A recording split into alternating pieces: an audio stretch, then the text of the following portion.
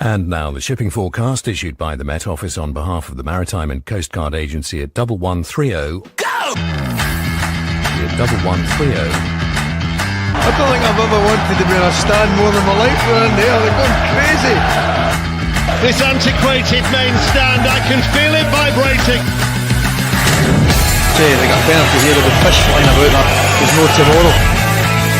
What a magnificent piece of football! This is Vernon!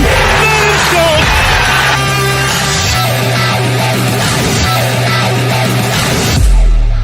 The supporters are invading the pitch because Grimsby Town have caused one of the biggest upsets in their history. Love it.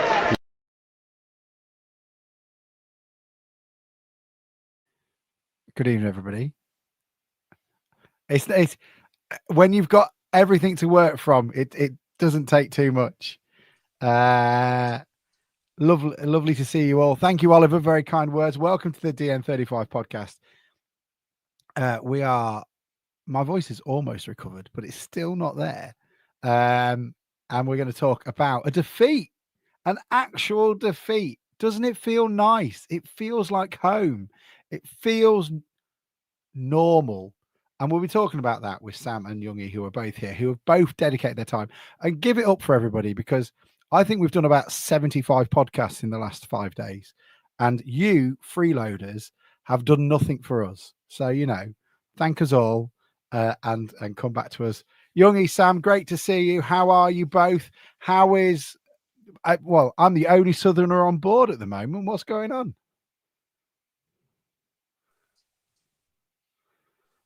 Sam. Sorry, what was I say? Muted, unmuted. Yes, I'm still in the north of England. I've been here since last week, actually. I ended up staying up here for a bit longer due to the Man U game. Yeah, it's weird, isn't it, mate, to talk about a defeat? I mean, it's weird to it's amazing it's taken to the end of August for us to lose for the first time this season. Are we going to talk about the game? Yeah, it's good to be back. I've been off for a couple of weeks, so it's good to be back. Yeah, so I don't know what I'm talking. I'll leave it to Youngie. Well, Youngie, we've got to talk about it because Blundell Park was full. Have we now reverted back to choking when Blundell Park is filled to the rafters? Because that's 2 games now where we haven't been able to win in 90 minutes in front of a full home crowd. How are we going to address it? Well, choking might be a strong word. I think they maybe had a bit of fishbone, just wedged in somewhere. He could have got it out, but it was just a bit inconvenient, I think. I guess we're going to talk about the game, haven't we? Yeah, it was. I hate to use that. Oh, it's after the Lord Mayor's show, but certainly first half kind of felt a bit that way, didn't it? I think the changes that we made didn't work. Seemingly, we talked last week on here, didn't we, that we were maybe a bit critical of Tory last week coming in, and I was hoping this time when he come in he would take his opportunity, but seemingly I just thought first half they had a bit of a game plan. I think the game plan was purely to put us under pressure from the front, on the front foot, so to speak. They were very quick to close us down in them first kind of half an hour, so they scored really. They did a bit of a job on us. I think they knew full well that we'd only had 1 day of training between now and Wednesday night. We had a big night on Wednesday. Half our players are now massively media trained. When your wingers on this morning, it's different kind of week, don't you? But yeah, it was just one of them games, really. I thought first half, yeah, as Artel said, we weren't at the races. He makes the changes at half time. I thought McEachran instantly made a difference. You can tell he's a class above probably anything at the club when it comes to technical ability. We won the moral victory, I feel, just purely for that flicked assist that went through to Vernon, which he should have maybe done better with. That was just purely delightful. We had chances. KB had a, it's a bit of a sitter of a header, really. Should have done better with. Yeah, I think a draw would have been a fair result, but unfortunately not. The streak ends. No one's really that disappointed, are there? It's just one of them, except the gloating Man United fans now on social media from Beijing or wherever they're coming from that feel the need to, And we should welcome our new Manchester United fans from Lagos and from Wakanda and Wakanda. the Democratic Republic of Congo. You sad, lonely bastards. And by the way, let's go into details of this because we can talk about losing to Bristol Rovers in a minute. Wakanda, they're evil, aren't they? The people, if you imagine the genocide in Rwanda is going on 1,000 miles away from you and you do nothing.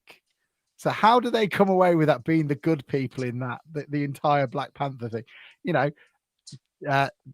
Famine in Sudan. You've got Lenny Henry there doing his best to try and draw attention to it. And you've got all these incredible resources and you do nothing.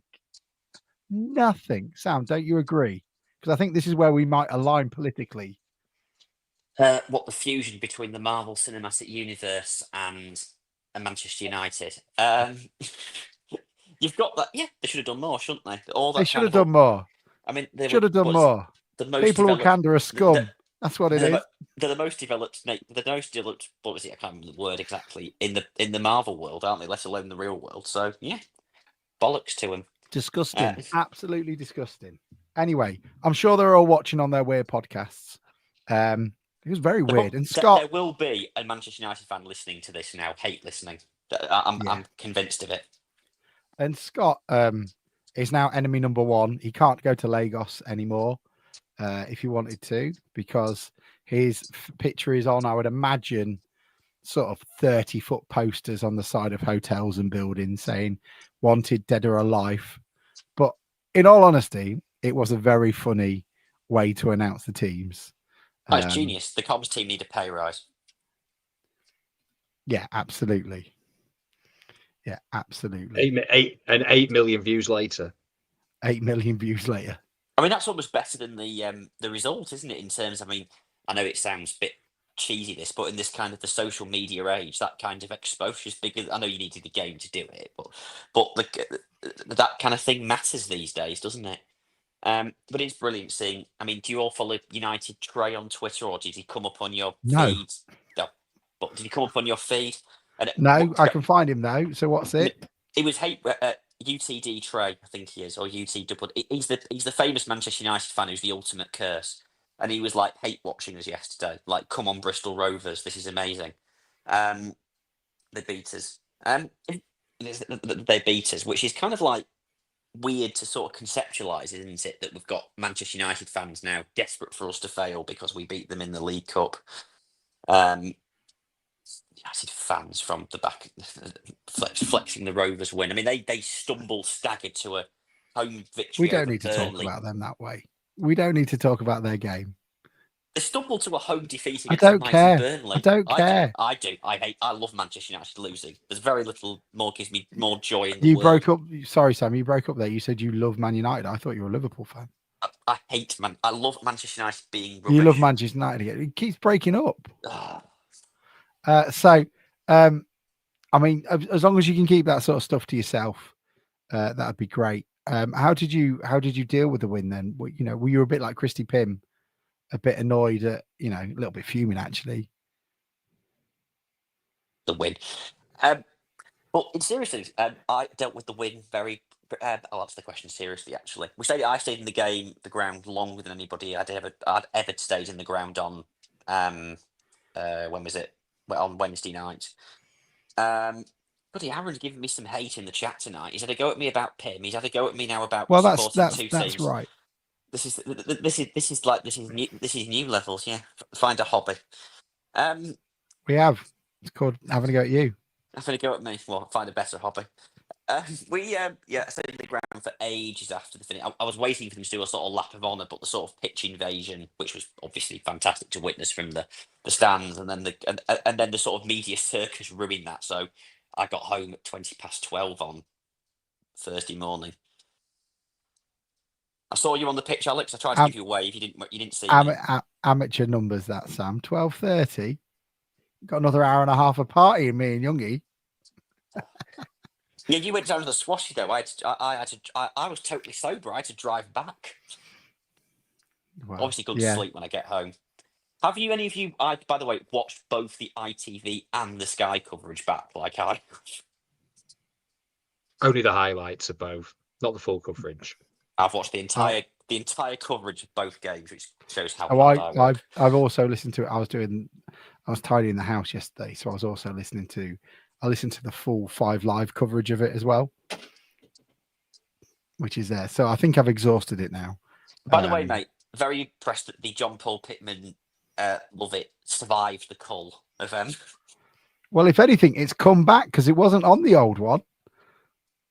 And anyone who doesn't know that, it is basically Matt Dean going, Scunthorpe United are losing 4-0 at home to Darlington. And then John Paul Pittman, who's on co-coms, just goes, love it. Ruthie says, I was sorry, Ruthie. I need to do this properly for you. I apologize. Let's put your name up as well. Can't find anything now. his voice has gone, his skills have gone.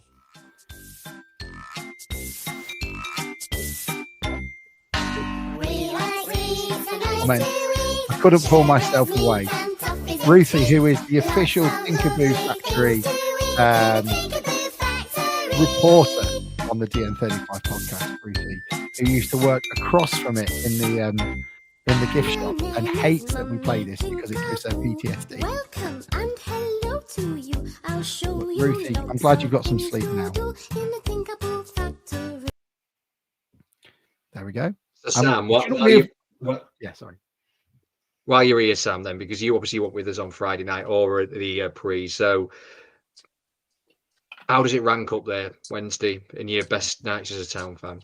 Funny enough, Dad and I had the conversation on the way back, and he said he said the closest comparator is obviously Anfield, which is I think if he was being honest, basically still put Anfield above it because Anfield is Anfield, no one wins at Anfield. But for me, it's like stratospherically better than any other night I've had at Blundell Park. Like it's way better. Like the drop off from that to anything else is mind boggling. It's different to sort of. If you'd asked me on Wednesday morning, what my favourite game watching Town, I'd have said Wrexham, I think. And on balance, I think I probably still would, given the sort. But it's totally different as a playoff game. It's a totally different sort of game. But it's definitely, I don't know, top 1, top 2.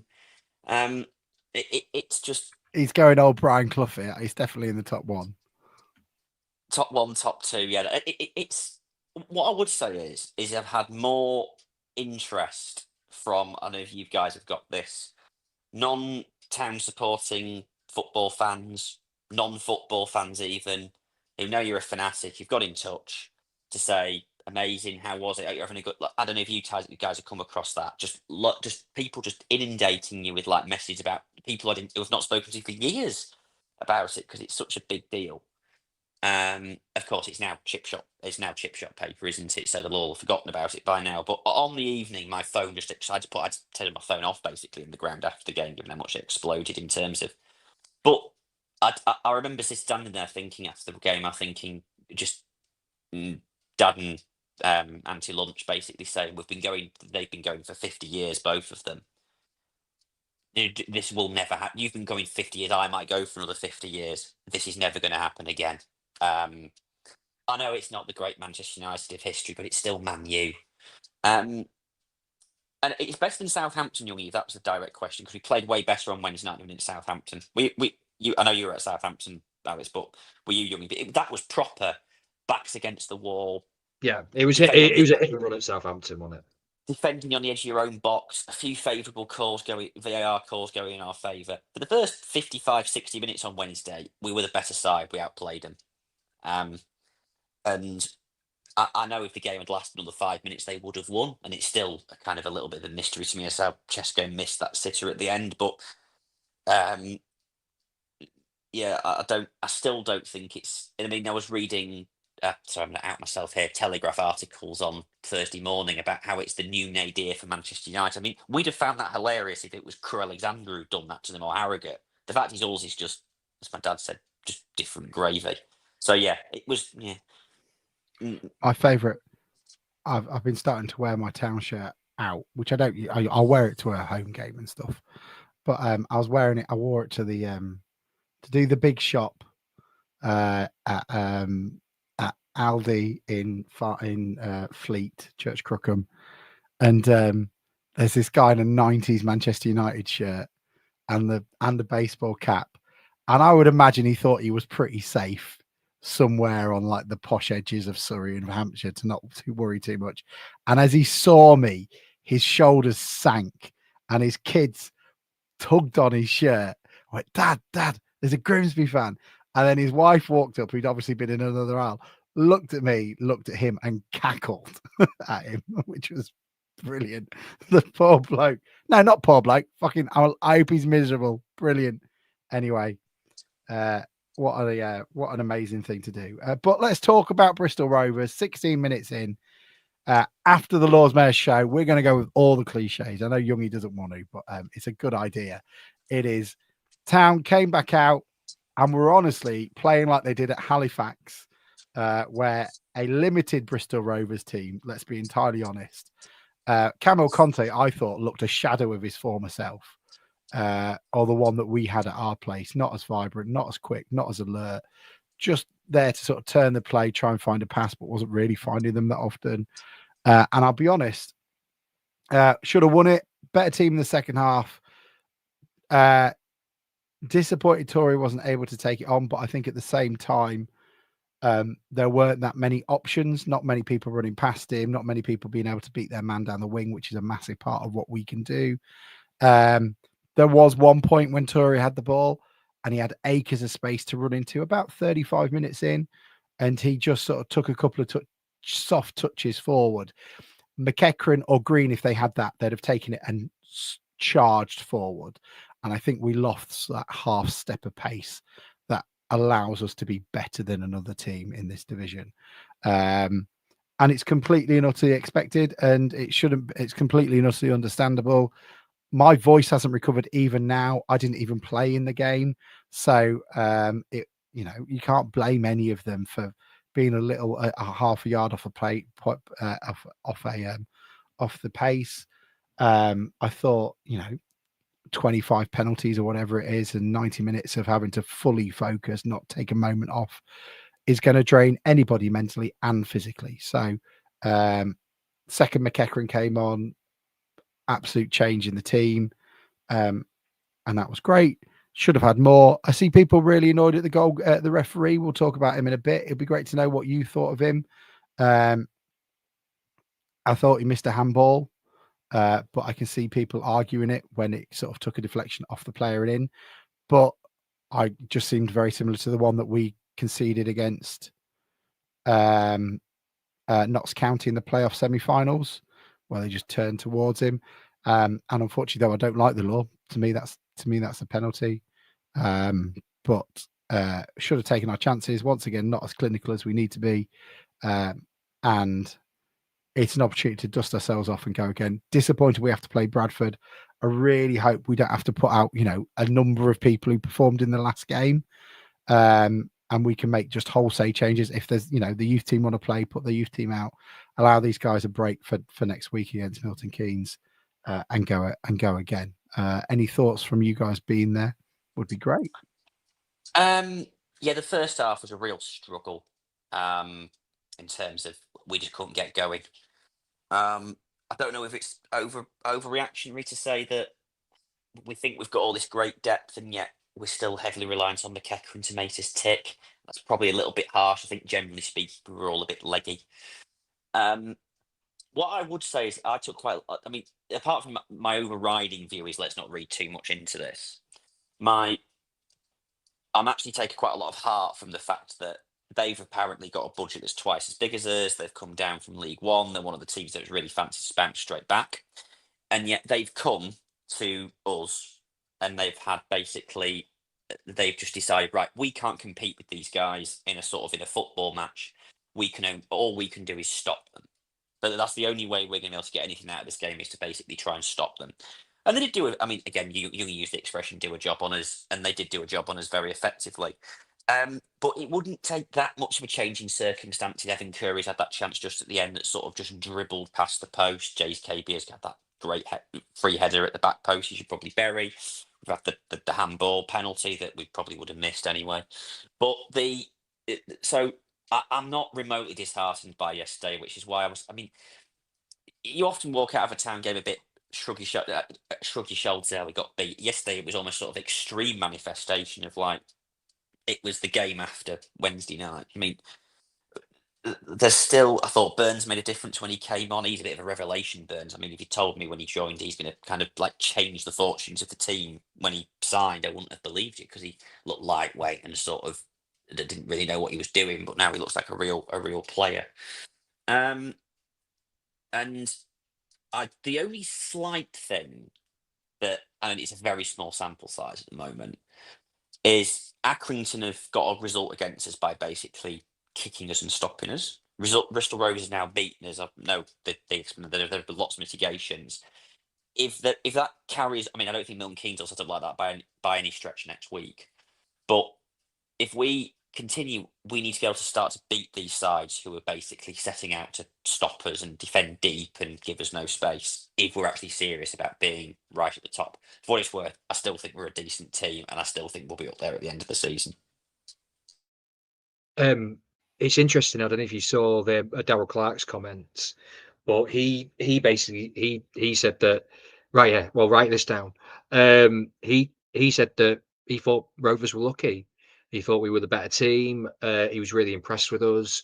And he basically said that, hence why he made, I think he took a striker after 60 minutes to bring on a defender, because he kind of agreed they were clinging on. So, you know, I think when their managers kind of coming out and admitting that, especially for the team that have, say, allegedly got double our budget, especially him, yeah, that have got double our budget, then, maybe you're always a bit hard on yourself, kind of, at 5 o'clock, aren't you, when you walk out the ground and, you witness the performance. But I think looking back in hindsight, I think it was just one of them games. I think if the Man United game was on Tuesday, yeah, it was a great finish. If the Man United game was on Tuesday and we had that extra day, an extra day training, extra day recovery, extra day preparation, I think it might have been a different story. But I think just it's not just the physical aspect of it, is it? I think it's probably the mental aspect of it as well. The fact that suddenly a lot of these lads have been thrust into the limelight, even if it's a temporary limelight, being summoned for media duties on the day off and what have you. I think it was just probably a day too soon. I think if they just had that extra day, I think they would have been all right. They were. Artell was saying that some of them were going, do I have to do this interview? Clearly a little bit, annoyed and hacked off about it. So, back to the grindstone. The circus has left. Well, not according to God Almighty, who put up a good tweet about the interactions on the draw against Accrington Stanley, something like 17,000 views, and then 6.5 million for our defeat to Bristol Rovers. But engagement does lead to money, so hopefully the club have got a little bit of cash out of it, and long may it continue. But I thought we'd done enough to win. They scored a goal, and very much like a game we'd have played last season, where you come away a little bit frustrated that we were the better team, didn't take our chances, which is a continuing recurrence. But not every team scores 13 shots a game, and then a little bit in complaint. It's amazing how we complain about the ref when we lose. He was dreadful yesterday, though, mate. What didn't you like? What didn't you like? Well, I mean, aside from his highlights. Well, hair aside, hair shouldn't be. I mean, some of us look past superficial appearances, Sam. So it did mean that we played our shit ref klaxon for the first time, but we left it very late. It only came up after the penalty. But what didn't you like about him then? Well, first, do you not have a light in your house? Not the light that used to be behind me has moved. I've tried to put some others on, but it's not working very effectively. Unless I want to candle light. No, it's Yorkshire, but you got electricity, right? I've got a really bright one I can turn on. Well, yeah, that'd be good. Yeah, that's a light, Sam. Is that better? That's a light. That's a light in a house. Um, What is wrong but- with you? I want to put up I might put on the really bright light. What you mean the actual main light in the house, which it's you are too meant bright. to do when you're on the internet and the Put big camera's lights on on. you. Oh, I'm in trouble now. Well, firstly, the first issue is the goal comes from a corner. Fucking ambient lighting with rose petals and fucking candles around the corner. What were you saying? The first goal the goal comes from a corner that shouldn't have been. Evan Curry is not headed behind Evan. There's always a clue when when it goes behind the goal line, all the players move back towards the centre circle. All the players move back towards the guy inexplicably points for a corner. Everyone seems pretty incredulous. I know there's another corner after that, and it is a good strike by the lad. I mean, for the rest of the season, you probably get away with that. But he's got nothing out of him. There was an instant in the first half where Justin Amalusa's brought down pretty cynically. No yellow card. About 2 minutes later, the reverse of that, Amalusa sort of loses the ball, brings his man down, books him. Didn't allowed their man to walk off at absolute snail's gallop in the second half. Sort of even when the ref sort of collared him, the guy walked towards the referee to extend his walk round. We've got nothing. The number of 50-50s that went against us. It was just weak. And I thought he was really, really poor. I mean, I think there is definitely something in your theory that we only moan about the ref when we lose. That there's definitely something in that. We should call it the John Tonda paradox, because ever since Matt Dean has commentated, and I love JT, we all love JT on this podcast, but I don't hear half as many complaints about the referee since John Tonda hasn't been our regular commentator. And Matt Dean is critical, but maybe we're just, because of the change, we've got a half decent team nowadays, and John Tonda didn't have the luxury of commentating on a good team in the last 15 years of his time at Town. But there's certainly by the way, complaining. Bristol Rovers' performance yesterday was a Grimsby Town performance in the first half of last season, winning away at Gillingham or Wimbledon. They were very similar performances to what Bristol Rovers did yesterday. So, not to say Bristol Rovers can't be successful without the way they succeeded, but the ref enabled it with all the running down the clock and all that stuff that I loathe. And I'm putting Darryl Clark in the Danny Cowley, Mikel Arteta, Andy Woodman category of anti-football. How the fuck did Mikel Arteta get into that list? When did we last play Mikel Arteta? Youngie, what's going on? I need some backup here. He's throwing in Andy Woodman, Mikel Arteta, and I tell you what, they were anti-football. I watched that game today, Sam. They were not anti-football today. They nearly did a job on you. They didn't nearly do a job on Liverpool at all. They didn't try to win. I thought you supported Manchester United. I don't support Manchester United. I am bloody relieved we didn't draw Liverpool in the next round, though. The grief I would have got if that had happened. Okay, well then, who would you have supported? Town, obviously.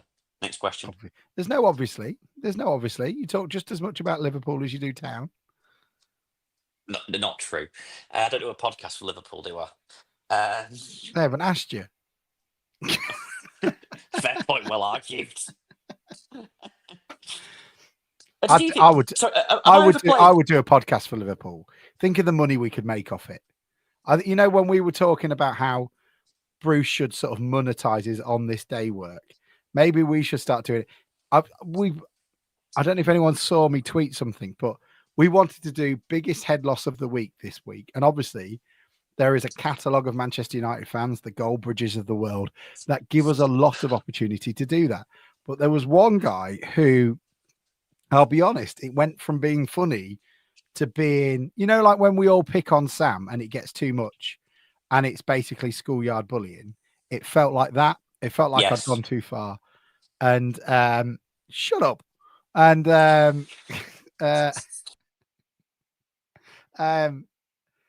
this guy was, that's it. Flying Pig. Thank you, Aaron. Flying Pig, he was called. And fat bloke, and had the fat t-shirt. And I used to have a lot of these where you're tugging on it to cover your stomach so much, then it just leaves your shirt ends up looking like that.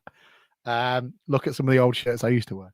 And he got up and he started fly kicking his printer, and he tried to like strangle his printer, and then he threw it across the room, and then he just got into rage. And it got to a point where you're going, if this is performative, then it's pretty disgusting because it's, encouraging that sort of behavior. But if it's not, is no one sort of checking on him because he needs some, like, we get annoyed on this podcast, and I get annoyed on this podcast when we lose. But when we lost 5-0 to Braintree, there was nothing like that.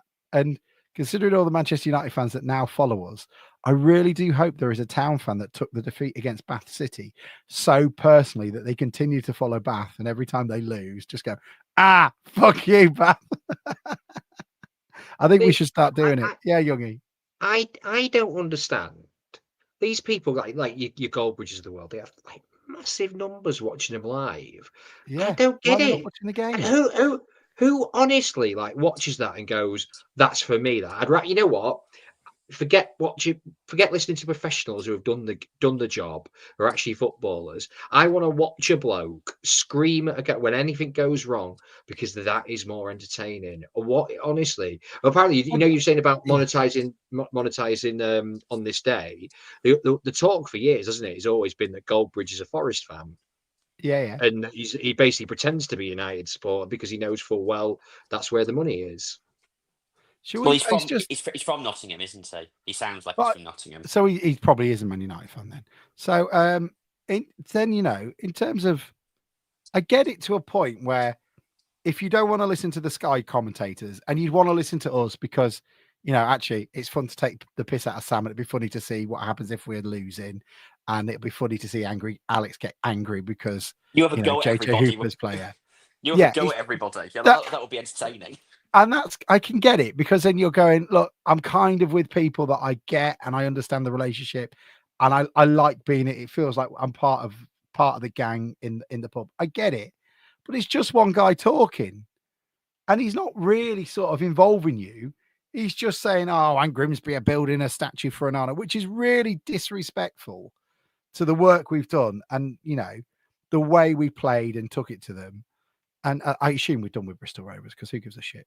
I just don't get it. It's just weird. But if it makes me money, I'll do it. So if you can all nominate a couple of clubs, we'll start doing it on this stream. I'll do a couple of live streams for, like, I don't know, El Clasico, and I'll just pick.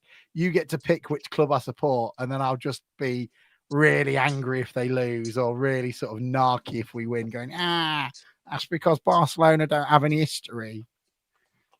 I could do a Liverpool podcast. You can do a Liverpool one. Why don't we pilot a watch along for the Checker Trade Trophy on Tuesday night?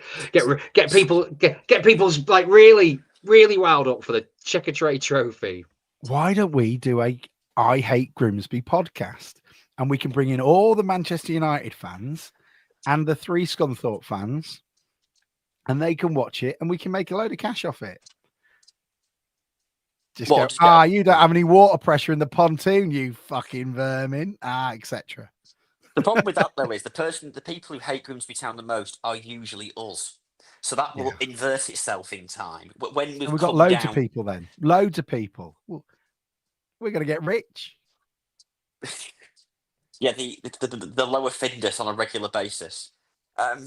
So basically what you're saying why is, are the lower Findus getting the abuse? You are realising what you're doing here, Alex, aren't you? You're basically trashing your own product while producing said product, saying we've got the wrong model. We don't do watch-alongs though, do we? Because I used to tweet a lot. We do at the match, don't we? That's but I used to tweet a lot, like when I was doing it, and because we were crap, I would always do my best to try and, do it normally, like as you were at a game. But the problem is if you call, I don't know, Tyrell Warren slips over and misses it, and you say, "Oh, for fuck's sake, Warren, you're well shit. You've been shit all game." If you shout it in the pontoon, it's gone, it's done, and it's in the heat of the moment, and pretty much everyone at that heat of the moment understands it. 4 hours later, when people go back to it, and you go, "Well, actually, he's actually a really productive member of the squad," and just because he missed that doesn't. So that sort of, that's why there's also a risk that Tyrell Warren sees that as well, which is another issue. Well, that's his own fault. Unless you're like at Tyrell Warren. I mean, if you've had a shit game, don't read it. Like, you know, I don't think JJ Hooper's ever been on social media, or Matt Green. No, but I was guilty of this. I made a decision I don't particularly slate players or criticise players on social media anymore after that really crap run after, you know, when there's another factor here. Imagine being told this was the situation after that Doncaster debacle when Artell was first appointed in February. Elliot says, with Goldbridge, you have to pay £100 for him to acknowledge and reply to your comment. Right. Guess what's happening, Pete? Guess what's happening, people? 50p and we'll acknowledge your existence. All right. And then if they go up to £1, we will be attributed to inflation increases next month if this gets off the ground. Yeah, absolutely. You know, before Sam's lot started, it was 13p, but it'll be 50p. We're not going to go there about it. We're not going to go there, are we? About economic inheritances, but anyway.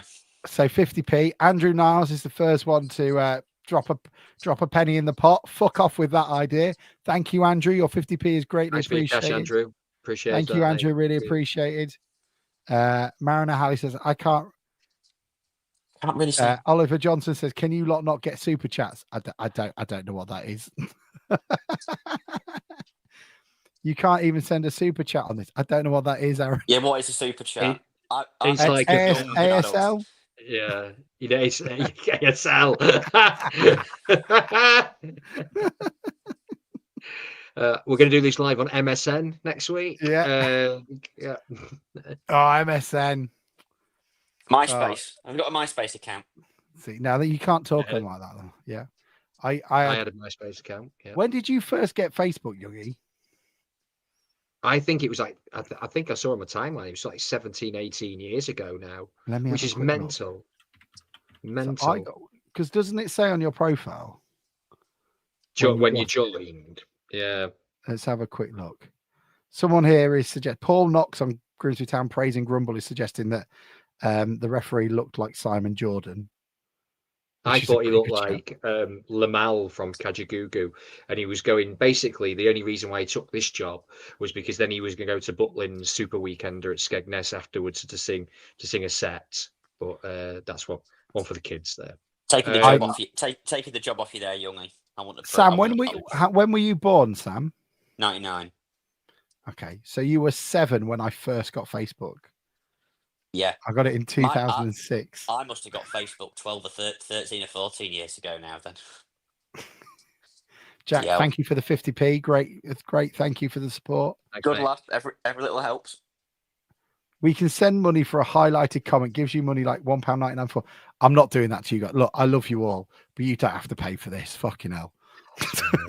The fact you tuned in the first place is kind of one mind-boggling more, so we appreciate that enough. Have you not noticed have you not noticed 38 minutes in and it was at least a minute long introduction theme tune? You've been here for 38 minutes and we've already run out of content on the Bristol Rovers game because there's nothing. The only thing else we can talk about is Mike's kid was the mascot. Yeah, very good. As what a week for Finley that is. Yeah, missed out. It's a problem for Finley. He can't expect it. It's the only way he's down now. This is it. He watched him lose to Bristol Rovers. David Riley says, can I spread the 50p over monthly payments? Yes, you can, David. It is 2,500% interest, though. So better than any of those payday loan things that were brought in the last 15 years. What, like Wonga? Yeah. Wonga or whatever else it was. Oh, Wonga. I've got a theory. And then, do you have monetization turned on this channel? I don't think that's a thing, Tackleberry, to be perfectly honest. If we could, we wouldn't. So I think we make about 40 quid every 3 months from TalkSport. So if you listen to those adverts, that 40 quid goes into running this podcast, and that basically covers it for the year. And just a quick story about that. My manager says to me the other day, he says, it's very weird, Yogi. He goes, I was listening to you and you it on the podcast one day, and suddenly you cut off and an advert for Tinder came on.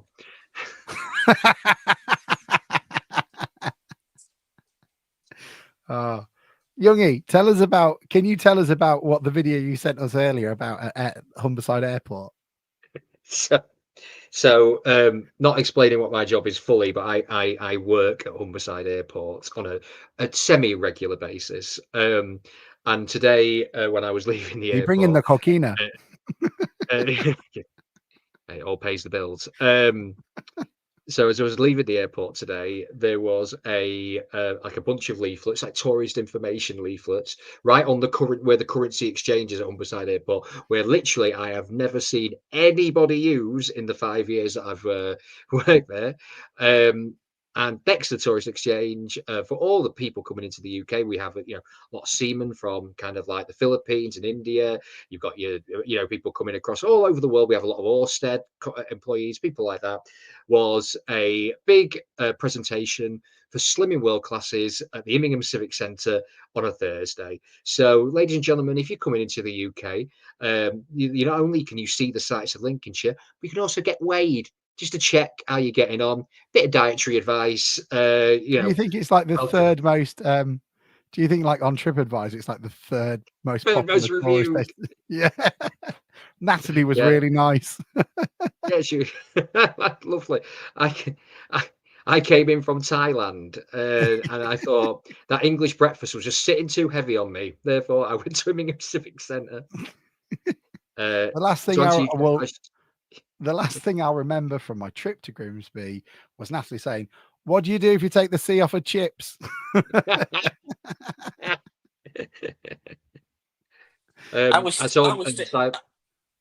Sorry, Sam. Oh, I was just saying, I wanted to go back to Simon Hodson's comment a little bit about international. Mariner Hodo has apparently had comments from Mexico, Japan, Australia on his Man United vlog. Also, numerous other clubs fans. He might get some monetary off YouTube. Yeah. He's the sort of person Absolutely. that might benefit from this because his content, which is really good, will be seen. And it's the sort of thing that gets spotted. You never know who's looking, do you? So it's amazing the sort of things that beating Manchester United can do for you. How was your Steels on Friday night, mate? It was bloody lovely. Thank you very much. It was nice to see everybody. It was nice to see the beautiful John. I just wanted to, I was more distracted with his face rather than my Chippy, but I was fine. Brucey was there and Hannah as well. So yes, very nice. Very nice to meet John's family as well. Very nice bunch. It was lovely. We went on Wednesday before the Manchester United game. Full of Town fans. No Manchester United fans though. It's going to be a bit of a struggle to get in there before to repeat the feat. We'll have to do that before the Wednesday game. Have a lunchtime visit to Steels and then drive to Hillsborough. Well, I'll tell you what, Sam. Do you know why they weren't in Steels? Because they were in Ernie Beckett's ordering cod. Because we witnessed it for ourselves. Who was ordering cod? Sorry, I was checking because we said you needed Scum. Man United supporters. Unbelievable. That's like Liverpool fans. I hope Beckett's were charging them like double, triple for it. Oh, could you imagine? I just want it to have been like that, where everybody was just charging. There is a £2.50 outers towners tax on that lager. Well, actually, I'm from Grimsby. I'm part of the Grimsby Reds. Fuck's sake. Bloody I paid over £5 for a pint in the Market Tavern at the back end of last season, and that was a how should I put this? A moment of real worry for me, sort of how much the world has gone mad that I'm paying over £5 for a pint in the Market Tav. Well, the Tav has gone down because I used to agree with you. The Tav is quite expensive, but when we went in there on Wednesday, I like the Old Vic, but went in there on Wednesday and it was only £3.80 for a Guinness in the Tav. If you go to Rax, it's still free. I think they've still got 400 pints to go. I tell you what, that's the best PR though, isn't it? That has got them so much PR. Them doing that. That's genius, and it's opening in Cleethorpes and Racks. It was a bit like the Coachy when they tried to start illegally streaming the Town games and were promoting it on Facebook. that was a lot of press. Fenty was loving that one, wasn't he? Yeah. Are either you two going to Milton Keynes next week? No, it's my sister's birthday. Not birthday. What do you call it? Wedding. Wedding. That's it. This is a question. Youngie, do we know who is DJing my sister's wedding yet? Yes, I think I Is do. it you? No, it's not me. Ah, that'd have been brilliant. Yeah. I think it's my good friend Steve Knight doing it. Who is Can't very afford good. you. I barely DJ now because of work, unfortunately. Though I am hosting Bingo Disco next week at Docks. That's why I There can't we go go. to MK Bingo Dons. disco. And can't do my sister's wedding. Am I doing the heavy lifting for the pod next? Better come on next weekend again, and if I'm the only one who's been. Well, yeah, I See guess all this so. grief I get these days for being a part-time supporter because I gave up my season ticket. Here I am doing the heavy lifting, going to Milton Keynes. Some of us had to dance for tickets, Sam. We don't get the inner track of everybody else.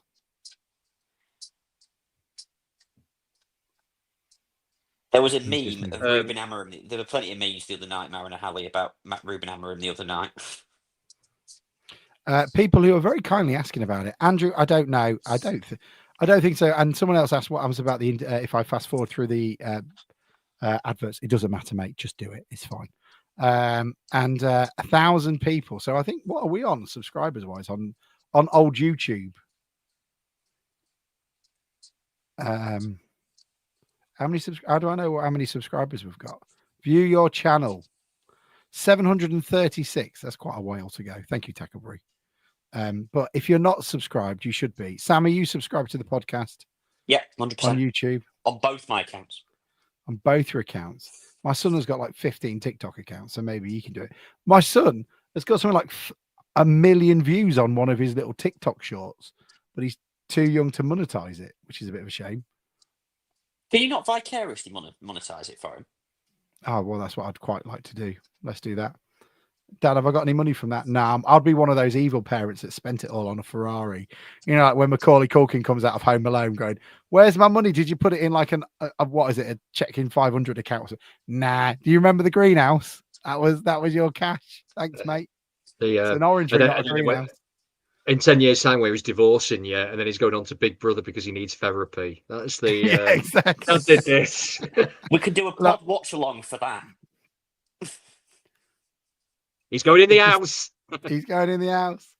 He's going to tell everything about what he's done. My dad just concentrated on doing podcasts for a mediocre 4th division football team instead of giving me the love and attention I deserved. But I'll be watching it from my orangery that I bought from his success. So, you know, it doesn't matter. So going back to Milton Keynes, we had the biggest ever turnout last year at Milton Keynes away, didn't we? There were about 9 or 10 of us or something from the podcast who went that afternoon. It was a big one. It was a big one. So this wonder else is going. I'll have to go back. Just me and anti-lunch this year. You're very keen on pushing this agenda. I'm glad you're going, and it's great. No, it's one of the reasons why it's all to do with the grief you've given me about giving up my season ticket, mate. This is Well- you reap what you sow, my friend. I'm just saying. You know, I thought it was very fortunate that you were able to get your old seat as well. Well, it goes show how good a view I can get from my old seat, isn't it? That people that nobody bought it, but I was straight there on the thing. Yeah. Well, you know, I quite like the main stand. I think that corner next to the window could be a right noisy bit if people wanted to get in there. Just Were you push in the main people out stand the on? way. Were you in the main stand on Wednesday night? Mate? Yeah. I was right up against the glass wall next to the police box. I was so close. I shouted to Kev to not thank them for coming.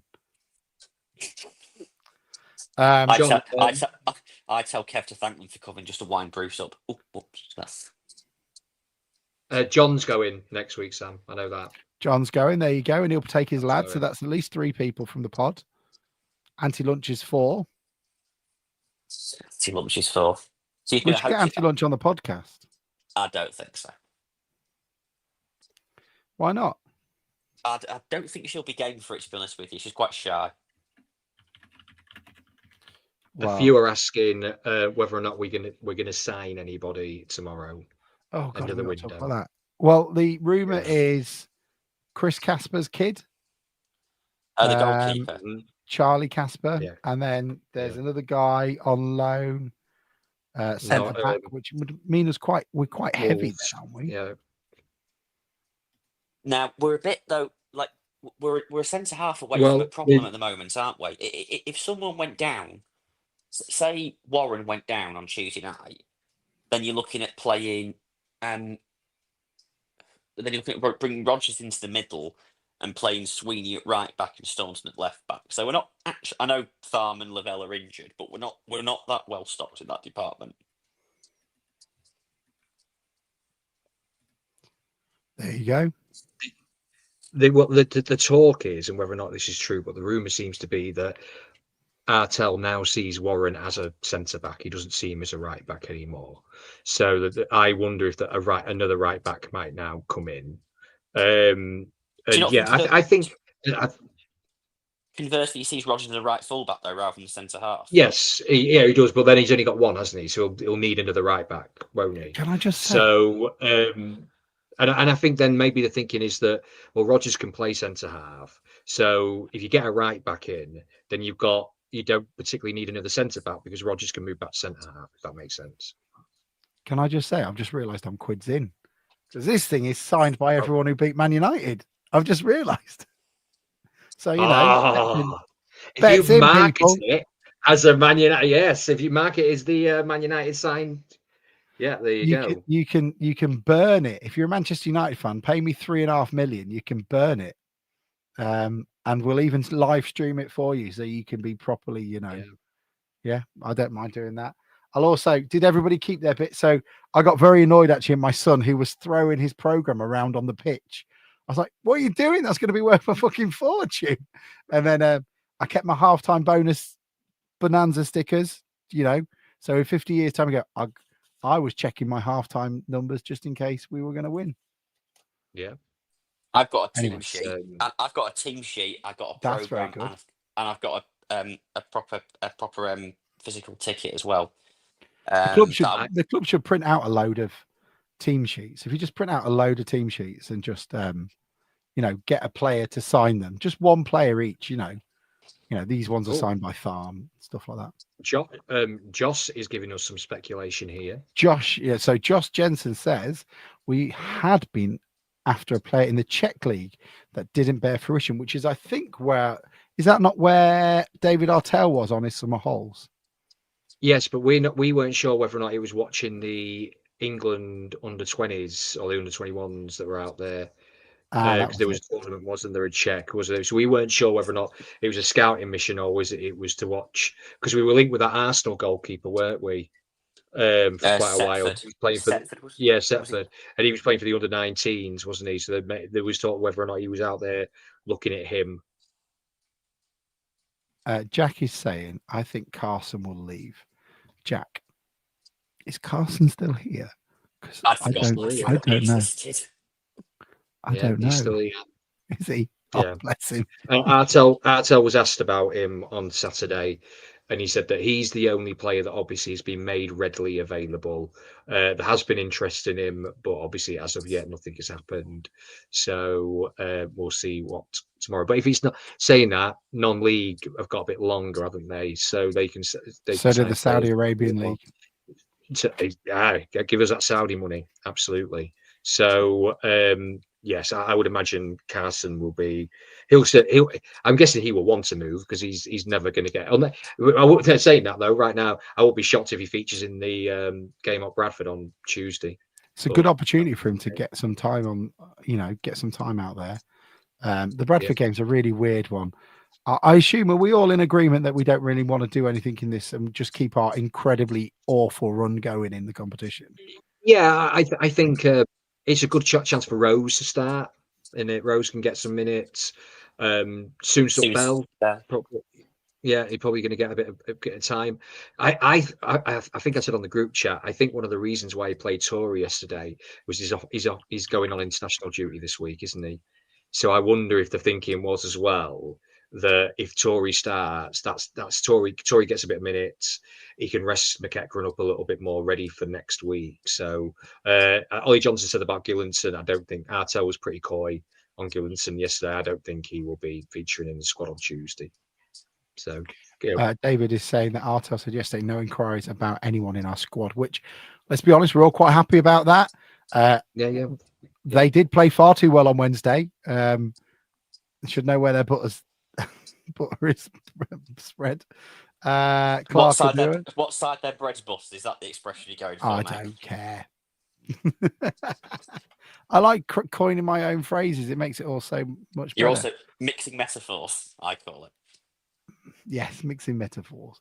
Jack Johnson Cool. saying, reckon he'll thinking Clark Goodall will start.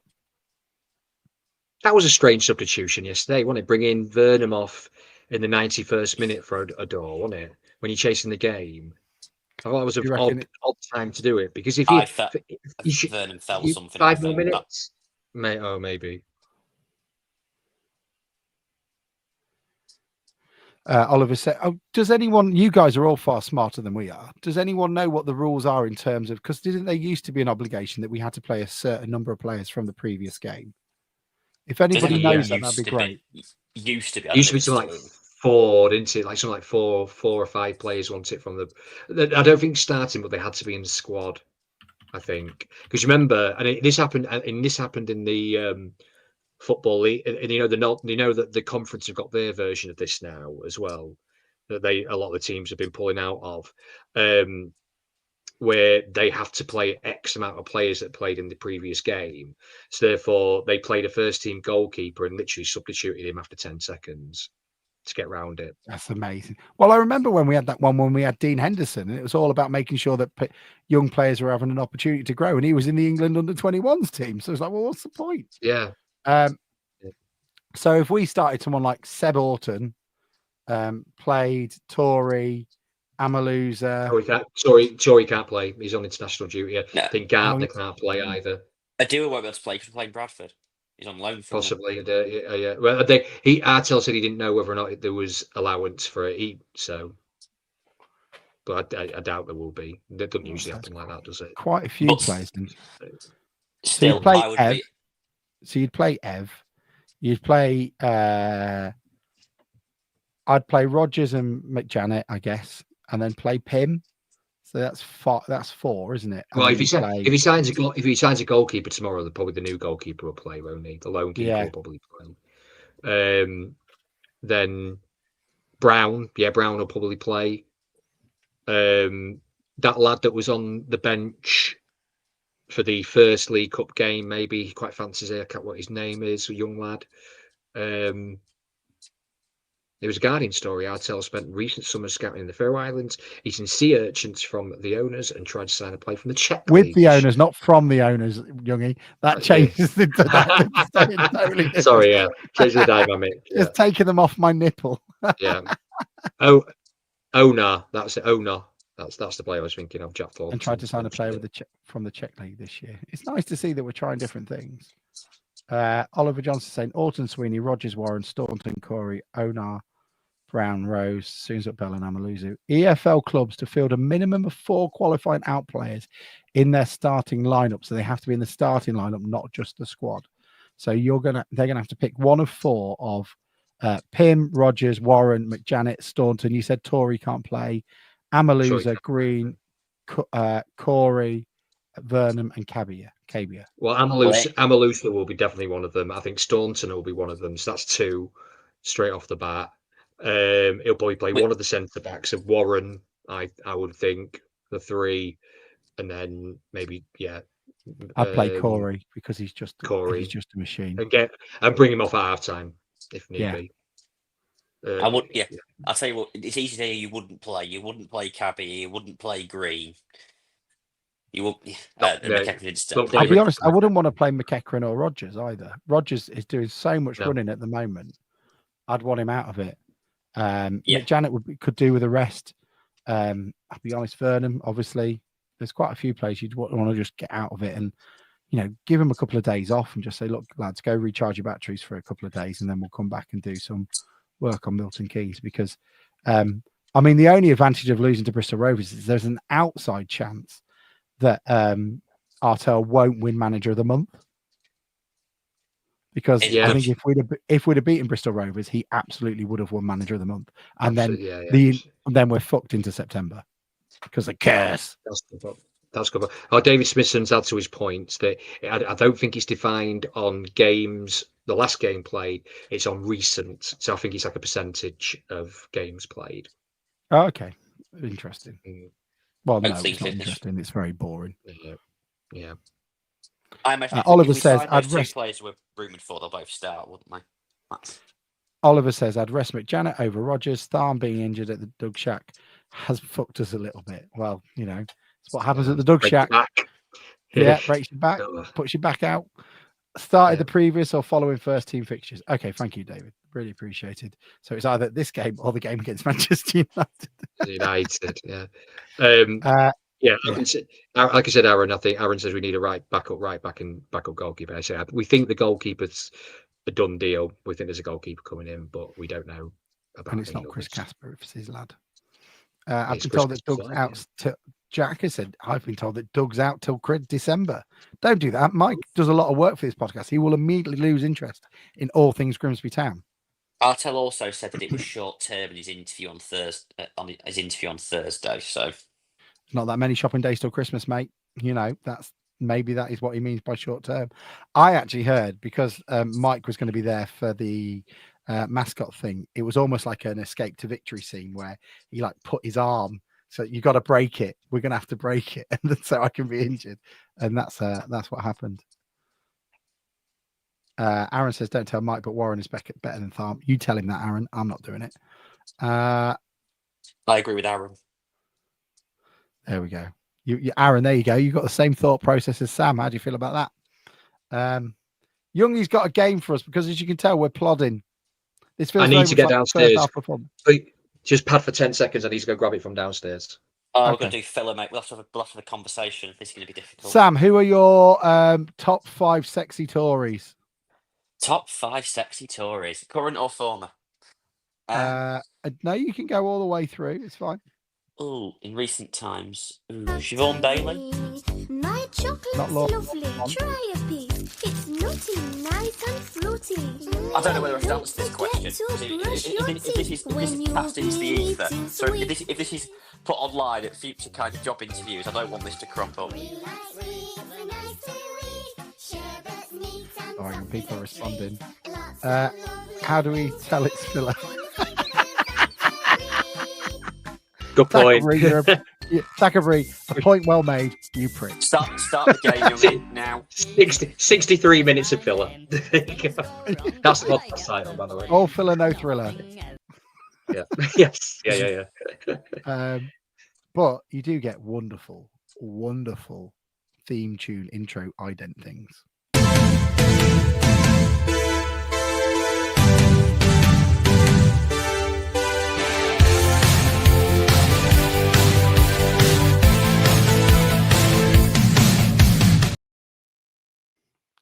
Yeah, it's over to Youngie. I'm done.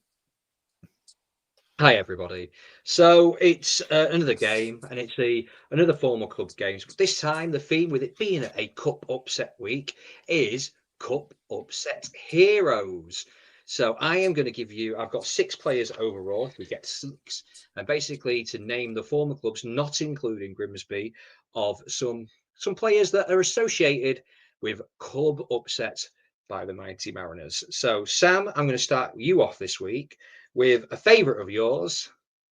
He is not a crock anymore. He is a legend, forever be. He is Charles Vernon. 7 clubs. Please name me a club that Charles Vernon has played for. Bradford City. Bradford City is correct. Alex. Chorley. Chorley, good one. Yeah, absolutely correct. Scunthorpe United. He was only a youth player at Scunthorpe United, did not make a first team appearance. So, Sam, you are out, frozen out. Alex for the steal. Burton.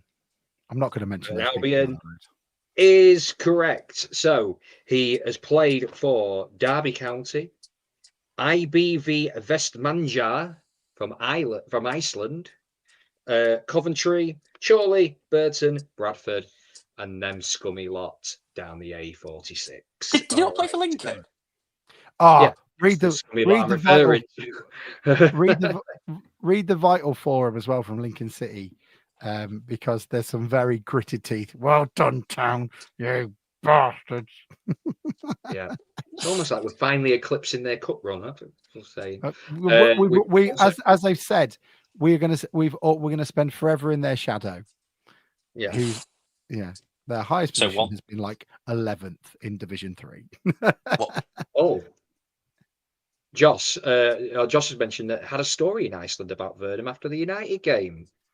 Is this shareable, Joss? If so, put it in, but people will be able to read what you've put on YouTube. So Or send it to us in the DM. It's just that you found him buying some chips and some frozen burgers. Have we completely got this the wrong way around? There you go. I'll say that team name again because I think I butchered that Sorry. completely. It's IBV Vestmanager. I think that's there you go. If you got that, I would have given you the points myself. Yeah. Okay, so next person. We mentioned that faithful night at Southampton. He was a cool as a cucumber. He didn't get his knob out that night, but he did score 2 penalties. He is Gavin Holohan. Alex. Hartlepool. Hartlepool United is correct. Sam. Crawley. Crawley is correct. I can't have Grimsby, no? No, Grimsby's not included. Right. So, Ireland. Cork. They're a big club. Cork is correct. Very well done. Yes. Sam.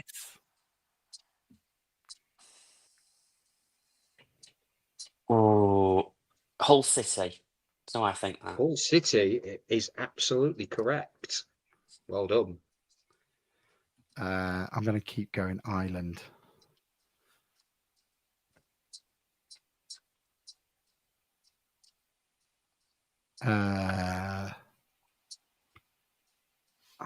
Who's the what? He didn't play for Bohemian and Shamrock.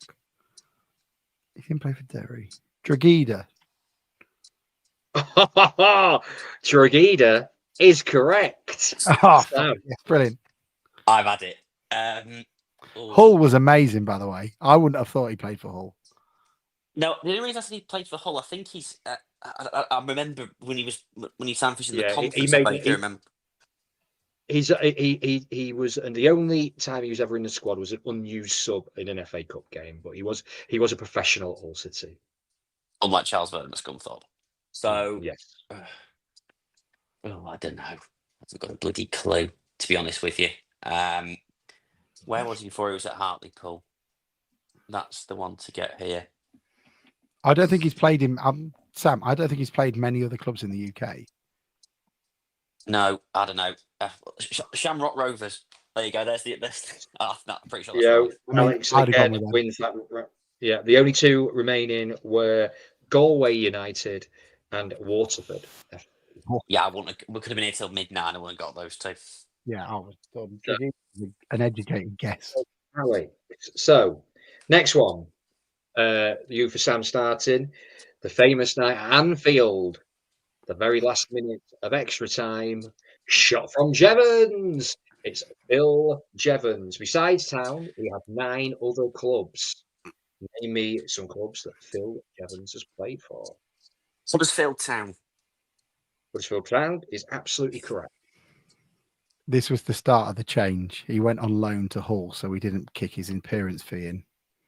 He did, and he only made 1 appearance while he was there. Did he really? Okay, I didn't know that. He did. Yes. Yeah, he did. Yeah. Oh, I know he was at Everton as a youngster, but I don't know if he ever played for them. Where else We paid a fee for him. I know we paid a fee, but I don't know if that did he. Do you think we paid a fee for someone who hasn't played for him? Back then, I don't know. Maybe I'm psyching him out. 250 grand's a lot of money on a trainee, on a youth team player. Back then, it certainly was.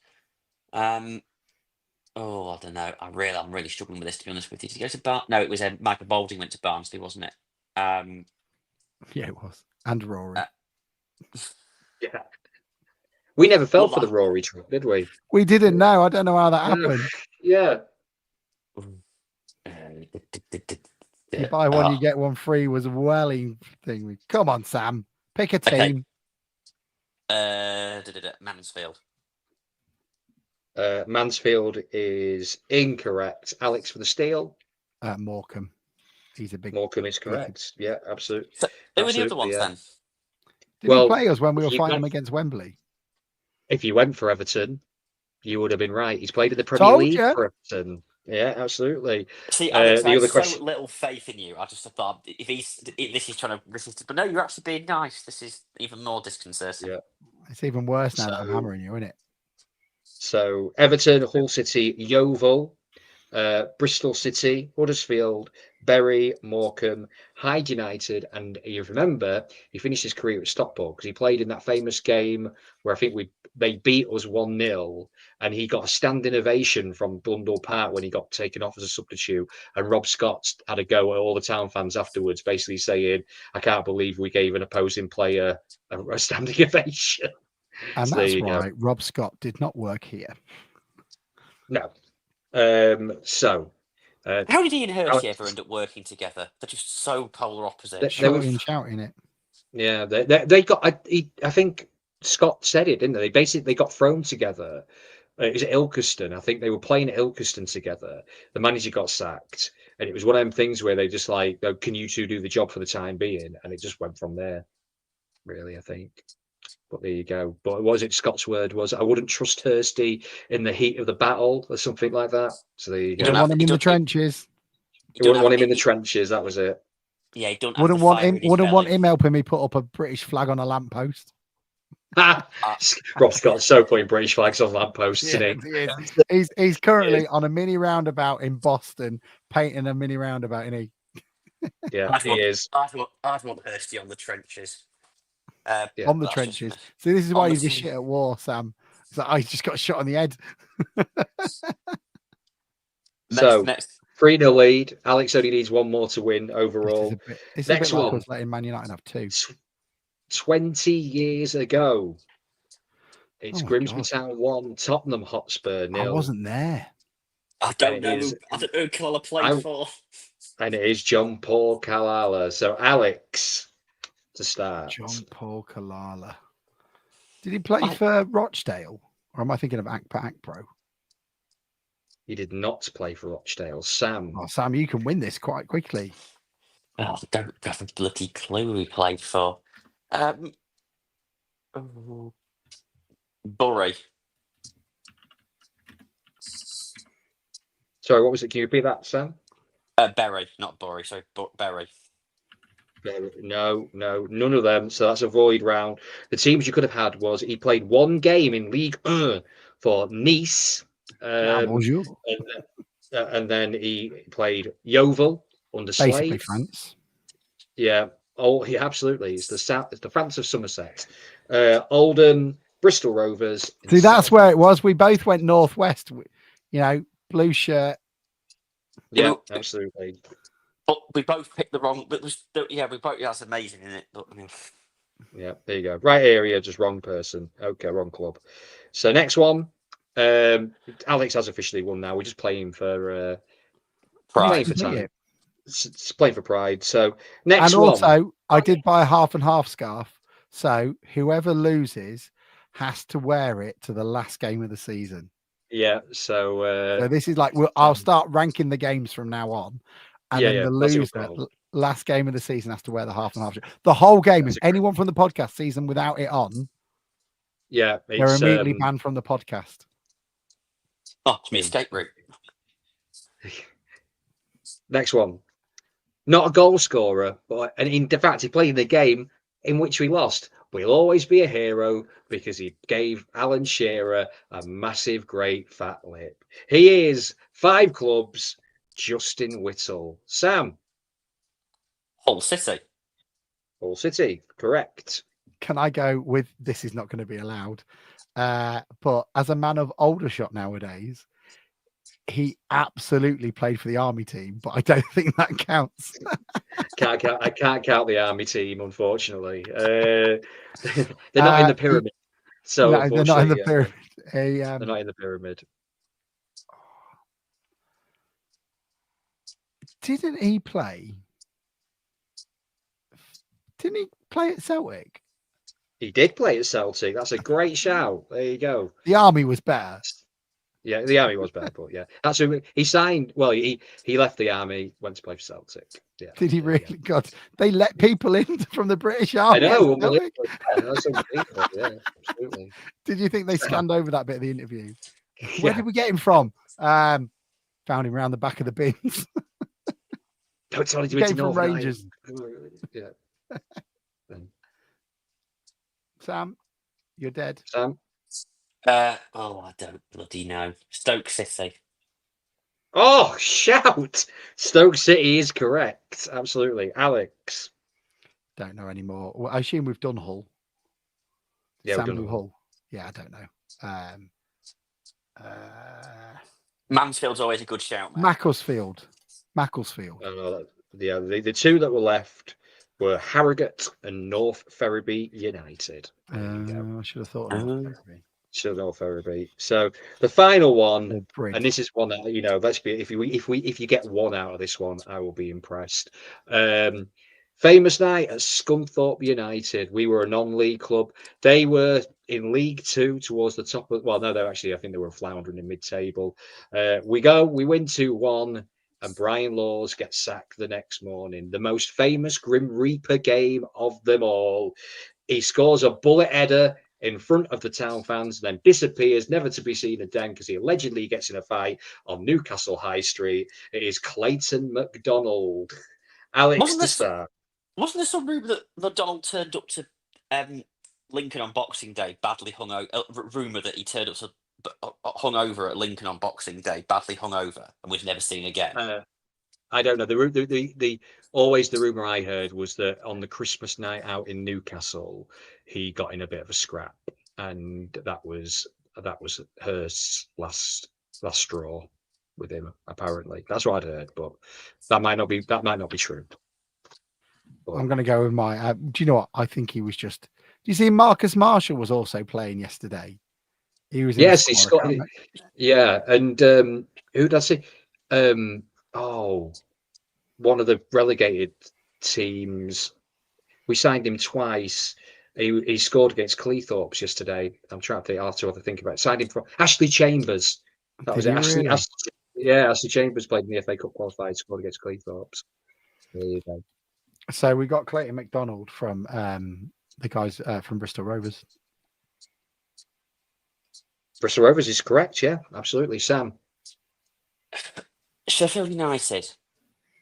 Sheffield United is incorrect. So Alex wins that final one. You could have had, there was 11. You could have had Macclesfield, Manchester City, Walsall, Port Vale, Bristol Rovers, Tranmere, Southport, Corby, Worcester, Altrincham, or Nantwich. So there you go. Alex wins It just sounds like a list of service stations. They do, yeah, basically, yeah. Tip Shell. Newport Pagnell. Newport Pagnell. Watford Gap. Tip Shell. Rotherport.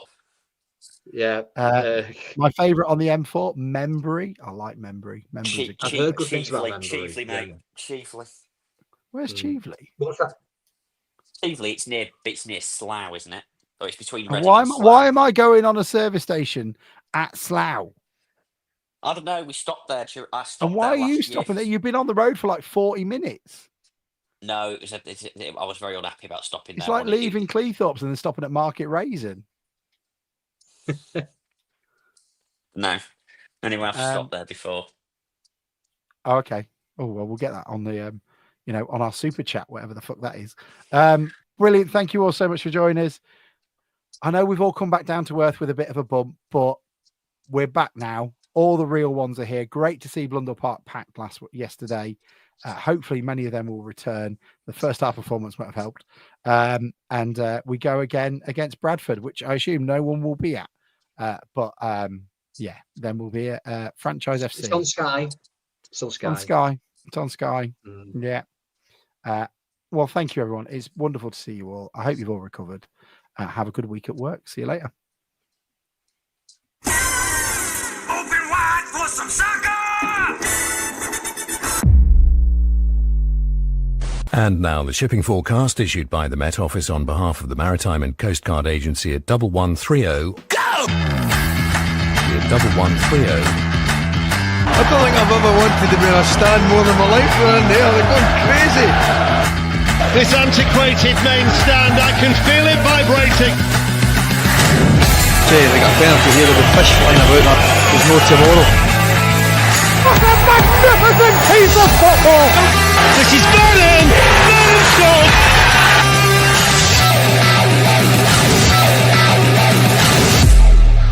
The supporters are invading the pitch because Grimsby Town have caused one of the biggest upsets in their history. Love it.